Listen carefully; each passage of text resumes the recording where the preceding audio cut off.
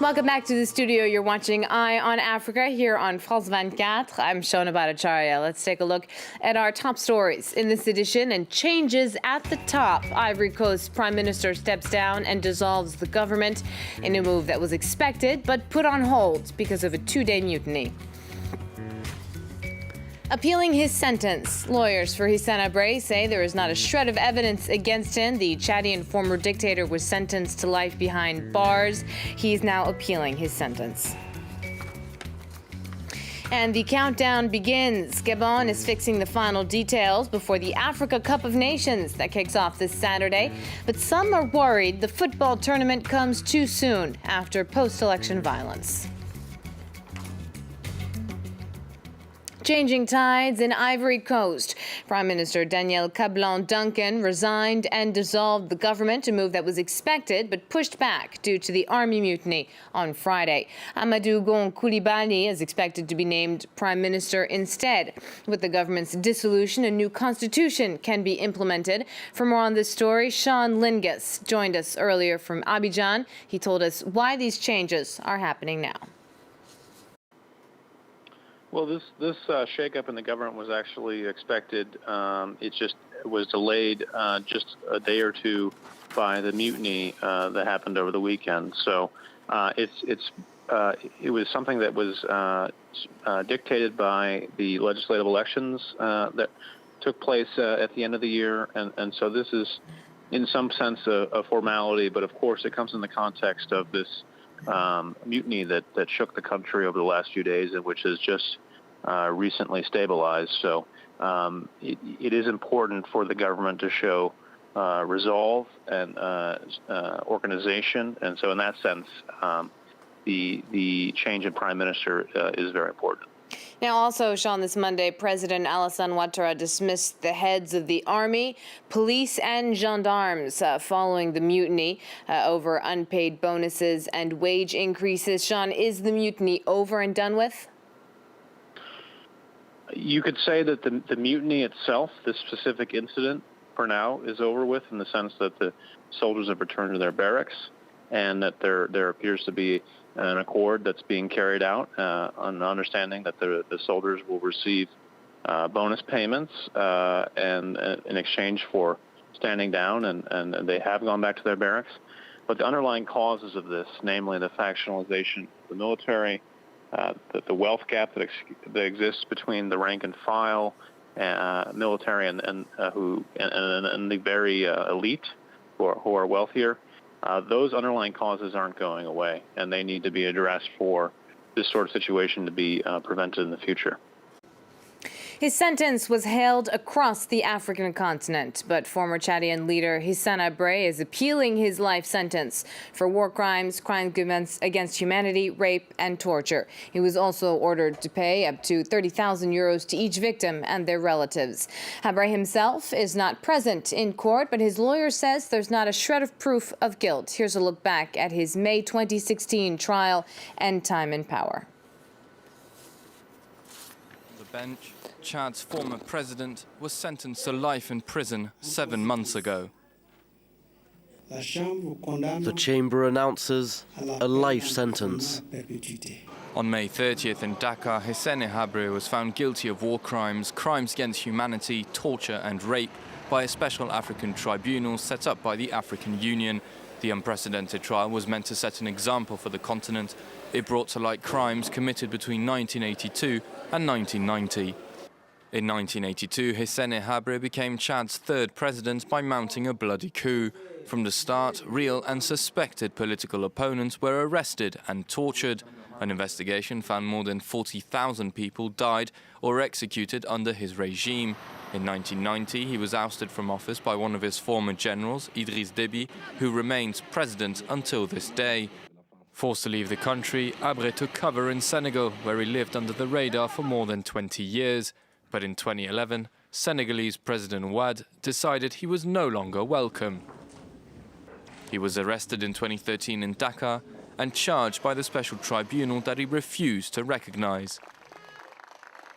During the entire trial, that opened in 2015, Habré refused to speak or accept representation, though he was forced to attend. Now he's lodged an appeal, and the verdict will be his last. A delicate mission. The leaders of Nigeria, Sierra Leone, and Liberia will travel to Gambia on Wednesday. There they will meet with President Yahya Jammeh, who has refused to give up power despite the fact that his opponent, Adama Barrow, won the December 1st presidential election. The West African group ECOWAS urges Gambia's crisis to be resolved step by step in line with the country's constitution. Meanwhile, a fourth radio station, Paradise FM, has been shut down by Gambian authorities. Calling for an end to monetary dependence. Simultaneous protests broke out in several African cities over the weekend, including Abidjan, Bamako, Dakar, and Ouagadougou, but also here in Europe, in London, Brussels, and Paris. Demonstrators demanded that the CFA franc, that's present in 13 former French colonies, no longer be pegged to the euro. Après 77 ans. The CFA franc has existed for 77 years. Today, there is no reason why our currency should still be linked to France. We can leave the system and live independently and work so that there is a good cooperation between African states and France without one party gaining at the expense of others. What the African Union can't do, we, the African people, will do. And that's why we are united and resisting this CFA franc, and we want our leaders to follow us. Pledging to respect their promise to hold an election, the Democratic Republic of Congo's ruling party has inaugurated the headquarters of its presidential campaign. President Joseph Kabila's party, the PPRD, signed an accord with the opposition on December 31st, as did many parties others. That agreement calls for fresh elections at the end of 2017, and until then, President Kabila is said to stay in power with a technocratic government. But the implementation of the deal is still to be worked out.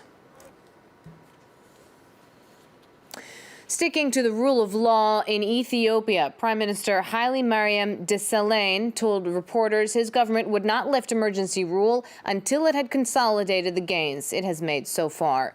Desalegn says 22,000 people have been detained since the state of emergency was put in place in October, though the government says several thousand have been released.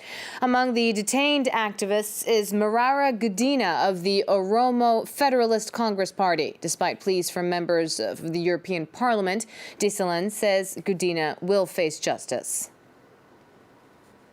The Ethiopian government doesn't compromise when somebody goes beyond and above the rule of the law in this country.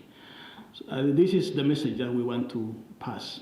We have been passing this message time and again. We'll continue to pass this message again, that individuals, even in European Parliament, who are harboring these anti-peace elements, they cannot save them. That everybody should understand that they cannot save those which trespasses the law of the country.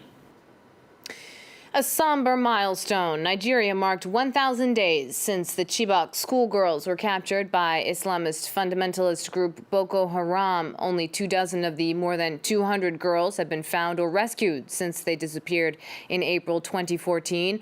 Nigerian President Muhammadu Buhari said Sunday he was hopeful the other 195 will be rescued and reiterated his government's commitment to finding them. But according to Aisha Yesufu, campaigner for Bring Back Our Girls, the administration is not doing enough. The Buhari administration's response to issues about the Chibok girls is representative of its handling of other issues: insecurity, welfare of internally displaced persons, military welfare, corruption, and poor governance. Painfully, Day 1,000 of their tragic abduction is today, and there has been no status report provided by the federal government. The remains of Rwanda's last monarch have returned home. Kigeli V died in October in the United States, where he had been living in exile since 1992. His relatives disagreed on whether he should be buried in Rwanda or in the U.S., and in the end, it's a U.S. court that made the decision. The former king's royal council says, however, Kigeli V did not want to be buried in Rwanda as long as the current government administration was still in power. The countdown is on. The Africa Cup of Nations kicks off on Saturday in Gabon. But 6 months ago, the country saw post-election violence after the controversial re-election of President Ali Bongo. This year's football tournament will take place as tensions still haven't dissipated. Nicolas Germain has more. It's in April 2015 that Gabon was designated as the host country for this year's Africa Cup of Nations.